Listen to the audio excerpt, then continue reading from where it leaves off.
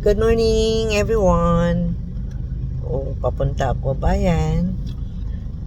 At kita nyo yan, driver ko yan. Yan.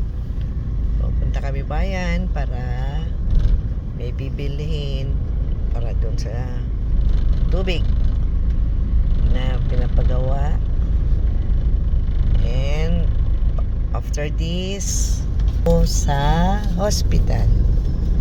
At mayroon lang ako ibibigay sa mga ka-co-op na something na pwedeng mapirmahan.